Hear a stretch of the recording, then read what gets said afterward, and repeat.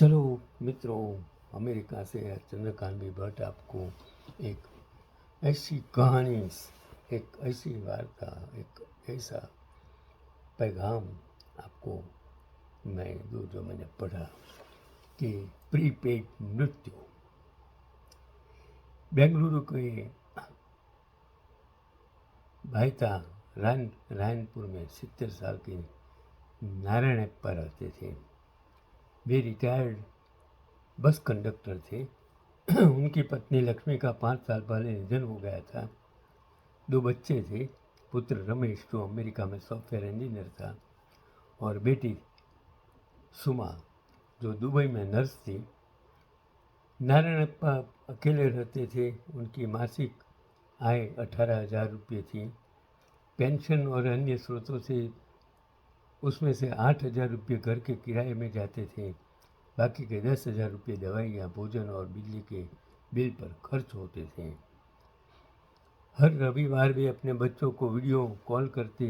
वे पूछते कैसे हो पा, और दोनों का एक ही जवाब होता, बिजी हूँ डैड, बाद में मैं बात करूँगा।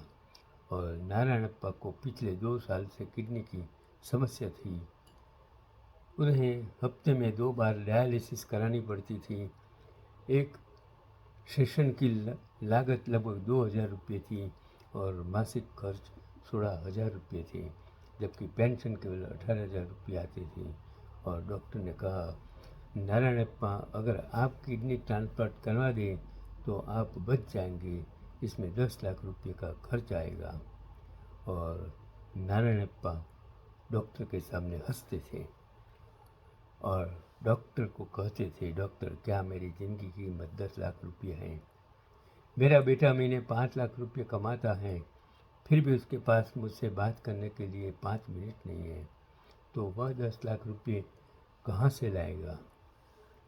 नारायणप्पा ने एक फैसला दिया। उन्होंने डायलिसिस करवाना बंद कर दिया। उन्होंने अपने बच्चों को भी इस बारे में कुछ नहीं बताया। उन्होंने सोचा, उन्हें परेशान क्यों करूं? इसके बजाय उसने एक डायरी खरीदी। उसने उसका नाम रखा प्रीपेड डेथ। पहले पाने पर उसने लिखा, मैं अपनी मौत के लिए पहले से ही पैसे चुका रहा हूँ। जैसे जियो और एयरटेल में रिचार्ज की ज़रूरत होती है, वैसे ही मेरी ज़िंदगी को भी रिचार्ज की ज़रूरत है, लेकिन कोई और यह नहीं करेगा, इसलिए मैं खुद ही ऐसा कर रहा हूँ। हर दिन वह कुछ न कुछ प्रिपेयर करने लगा। पहला दिन उसने जो किया, अपनी एक फ़ोटो खिंचवाई, उसे फ्रेम करवाया और उस पर फूलों की माला चढ़ाई और उसके नीचे उसने लिखा, पेड पैसा चुका दिया गए। तो पहले दिन उसने जो फ़ोटो रखने की होती है मरने के बाद, उस पर फूल मालाएं चढ़ाकर उस फ़ोटो को तैयार किया और उसके नीचे इसने पैसे चुकाए थे, इसके लिए उसने लिखा कि पैसा चुका दिए हैं, मतलब प्रीपेड लिख दिया। फिर आया दूसरा दिन। स्मशान घाट गया। एक जगह चुनी, वहाँ मौजूद लड़के को 500 रुपये एडवांस दे दिए और फिर वो जगह के लिए वो बच्चे को 500 रुपया एडवांस दिए और लिखा, डायरी में लिखा, भुगतान हो गया। ये सब उसने डायरी में जो करता था वो लिखता था। फिर आया तीसरा दिन। अंतिम संस्कार के लिए लकड़ी मंगवाई, 3,000 रुपये उसका भुगतान कर दिया और लिख दिया कि भुगतान कर दिया है लकड़ी के लिए। चौथा दिन, 13वीं की रस्म के लिए ब्राह्मणों को दी जाने वाली दक्षिणा अलग रखी और ब्राह्मणों को एडवांस में उसको चुका कर लिख दिया, भुगतान हो गया। 5वां दिन, बच्चों के नाम एक चिट्ठी, आखिरी चिट्ठी लिखी, उसे पोस्ट नहीं किया, ट्रंक में रख दिया और उसमें लिख दिया कि भुगतान हो गया।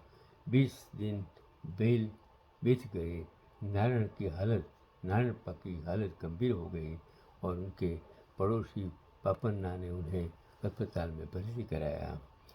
डॉक्टर ने नरेश को फ़ोन किया, मतलब उसके बेटे को, कि आपके पिता जिंदगी के आखिरी पड़ाव पर हैं। उनकी किडनी पूरी तरह से काम करना बंद कर चुकी है और उनके पास सिर्फ 48 घंटे बचे हैं।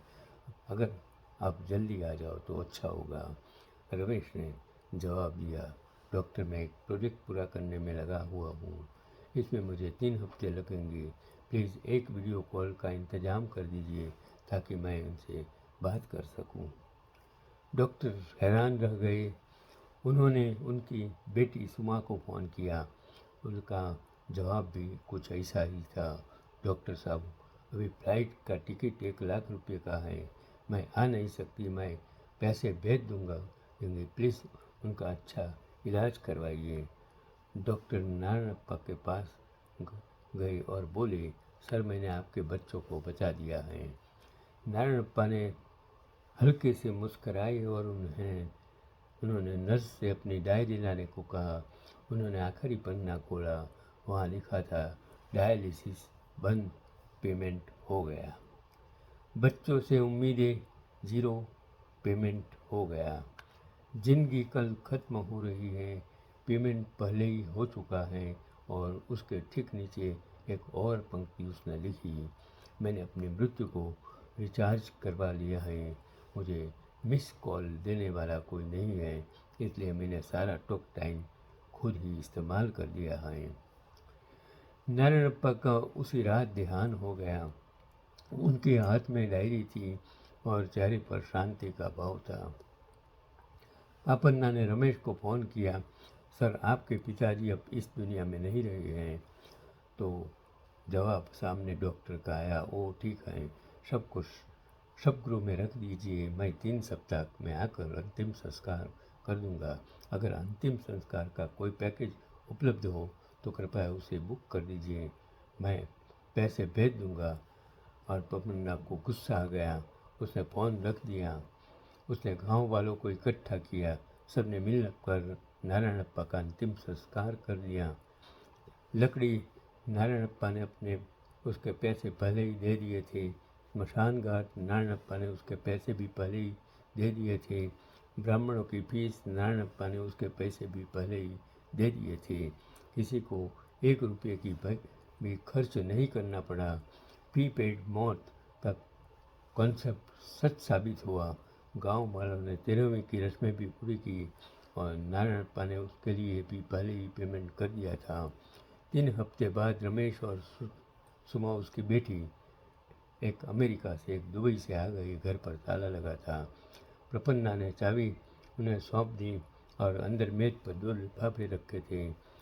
एक पर रमेश के लिए और दूसरे पर सुमा के लिए लिखा था।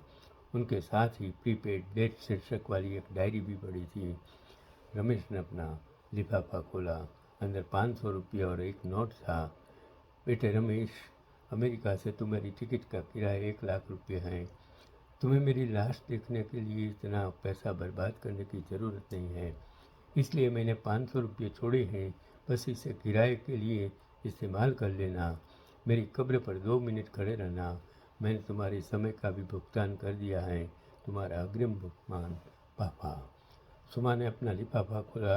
अंदर भी 500 रुपये और एक नोट था। बेटी सुमा, तुम नर्स हो, तुम प्रतिदिन सैकड़ों लोगों की सेवा करती हो, फिर भी तुम अपने पिता के डायलिसिस के लिए नहीं आ सकी।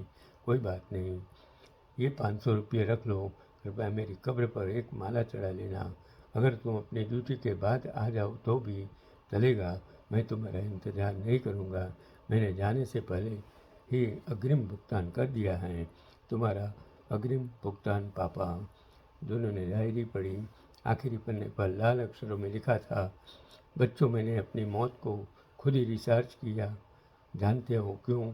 तुम्हारे प्यार के लिए इनकमिंग कॉल्स फ्री थी, फिर भी तुमने एक भी मिस कॉल नहीं दी, इसलिए मैं खुद ही आउटगोइंग हो गया।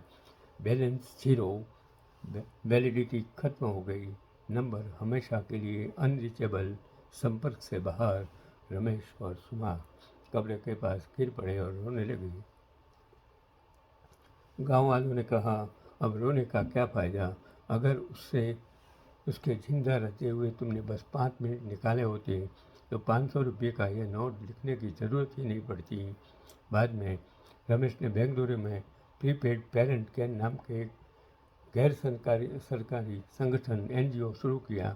उन्होंने अकेले रहने वाले बुजुर्गों के लिए मुफ्त स्वास्थ्य जांच और मुफ्त भोजन की व्यवस्था की और NGO को बोर्ड पर एक संदेश प्रदर्शित है, अपने माता पिता के जीवन को रिचार्ज करें। अगर आप उनकी कॉल मिस करते हैं तो आपकी जीवन भर की वैलिडिटी खत्म हो जाएगी और बाद में आप चाहे कितनी भी बार टॉकअप करें, नेटवर्क वापस नहीं आएगा।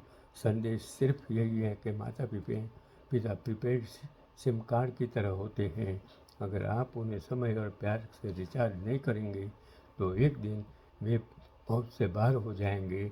आखिरकार स्मशान घाट पर कोई नेटवर्क टावर नहीं होता। मैं व्यस्त हूँ, कोई बहाना नहीं है। आज ही अपने माता पिता को एक मिस कॉल दे। वे ऐसी उम्र में हैं कि वे निश्चित रूप से कॉल बैक करेंगे, चाहे आप किसी भी ऊंचे पद पर हो या कितने भी कमाते हो। बुढ़ापे में अपने माता पिता के प्यार से देखभाल करना और उन्हें सुकून पहुंचाना हर बच्चे का फर्ज है। मैंने जो ये आर्टिकल्स पढ़ा, मेरी आंखों में आंसू आ गए। मैं सोचता हूँ कि हर बच्चे के लिए एक पैगाम है, क्योंकि बच्चे आप भी कभी माँ बाप बनने वाले हो। इसके लिए जीते जी अपने माँ बाप की वैल्यू समझो, उसको सिर्फ प्यार दें। यही आज का पैगाम। चंद्रकांत बेपर, अमेरिका से।